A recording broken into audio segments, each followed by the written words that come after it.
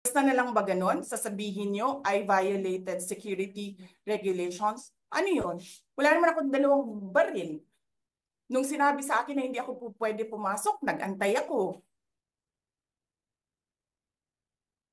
Alam mo, binibigyan ko pa ng pasensya yan si Taas ba yan? Kanina eh. Ngayon hindi na. Nagsinungaling pa siya na I refused daw to leave last night when I did not even know na pinapaalis ako. Ang sinabi lang sa akin, papatayin ang kuryente. Which I said, okay lang. Kasi may flashlight naman ako. Hindi ko naman kailangan ng kuryente. Tapos kanina sa media, pinapalabas nila na nag I locked myself doon sa kwarto. Of course, nag-lock ako kasi natutulog na ako.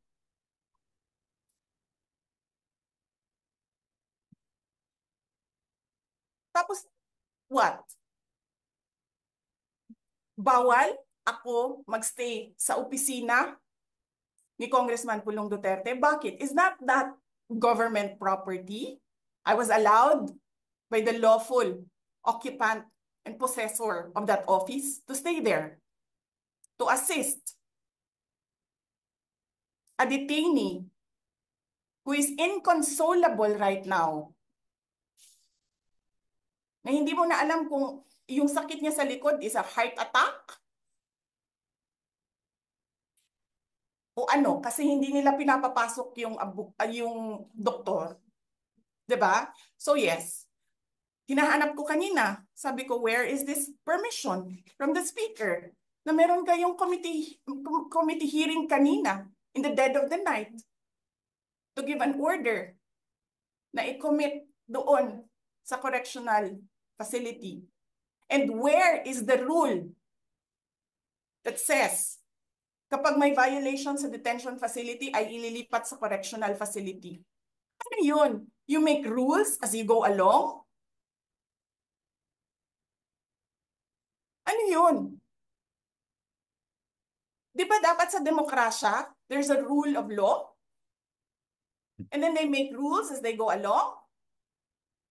Kung ano lang, whatever pleases the speaker, get her out of the House of Representatives kasi hindi siya dapat nandiyan. Bakit? Pagmamayari niyo ba itong compound na ito? And then sasabihin pa nila sa akin na there is a threat to my life inside the batasang pambansa? Why is there a threat to my life? This is the most secured facility because nandito lahat ng mga spoiled brat sa ating bansa. Tapos sasabihin pa nila, well, pabigat ka sa amin kasi kailangan namin dagdagan ang security mo. Bakit? Trabaho ba nila magbantay sa akin? Eh di ba trabaho ng DPSPG yon? Na may I just say, binabawasan nila ng binabawasan araw-araw? Na as if this office is not the second highest office in this country and only because umalis ako sa administration? Kailan ba nagsimula yung atake nila? Alalahanin nyo, di ba? After ako nag-resign sa DepEd, kailan ba nagsimula yung pambabastos nila? Last year, after that meeting with the Makabayan Black and Martin Romualdez. They started destroying my name, pummeling me in the media with a multi-million PR campaign.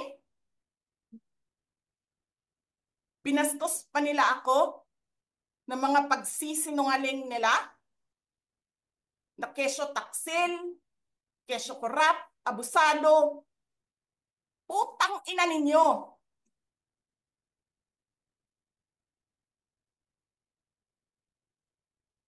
Sino ang corrupt? Yung mga congressman na yan na nag-hearing, anong sinasabi nila? Pagkatapos, pag na-off na ang mic, pag wala ng media, pasensya na kayo ha, kailangan kasi namin ng pera. Mag-eleksyon na kasi. Pakisabi kay Sara ha, hindi ko naman gusto tong ginagawa ko eh. Eh putang ina, hindi mo pala gusto ginagawa mo eh. Bakit mo sinisira pangalan ko? Joel Chua.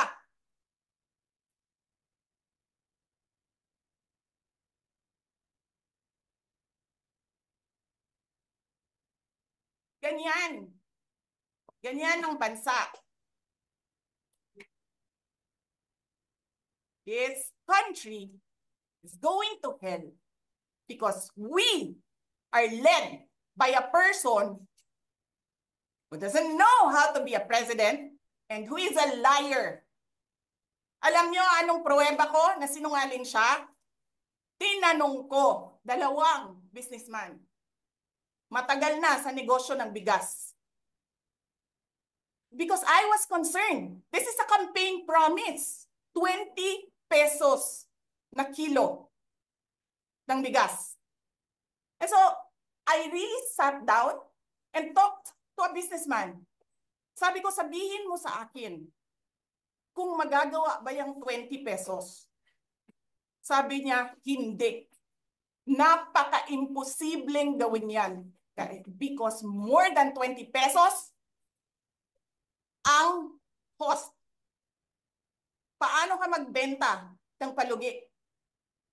So tinanong ko, nagsinungaling ba siya nung sinabi niya? And then he said outright, yes. It's either he did not know what he was talking about, that's so incompetent, or he was lying through his teeth to get the votes of people.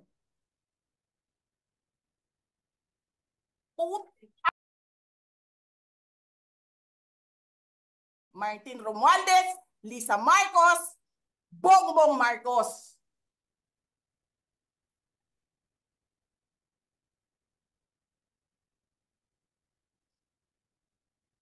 Ginigit-git nyo yung mga tao ko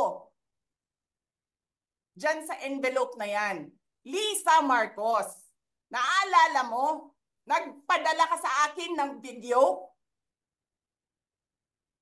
Sinabihan mo ako saan kukunin ang pera. Pinakita mo ang muka ng tao doon sa video message mo. Hi, Nikki. This is she's been working with us for the longest time. We trust her. You sent me written instructions about money. Millions a month. Anong nakalagay doon sa envelope? DepEd. Anong ginawa ko? Binigay ko sa DepEd. Putak na mukha.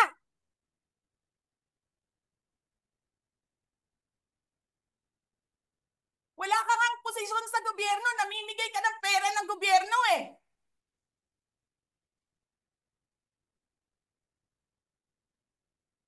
Sisirain mo yung tangal ng mga kasama ko sa Office of the Vice President. Sasabihin nyo sa mga tao, nakaw yan, confidential funds yan. Niwala nga kayong isang proof na confidential funds yan. Naniwala lang kayo sa isang babae na ang pangalan ay Gloria Mercado na nagsabi confidential funds yan, na hindi nyo nga nilabas na wala pang confidential funds, meron ng white envelope. Kasi 2022 pa lang, tangina mo ka, may utos na ng pera sa DepEd. Tapos kami yung nagsisinungaling? Nagpipigil ako eh. Kasi gusto ko lang magtrabaho. Gusto ko lang tapusin nyo na yung ng show ninyo dyan sa House of Representatives para makabalik na kami sa trabaho namin.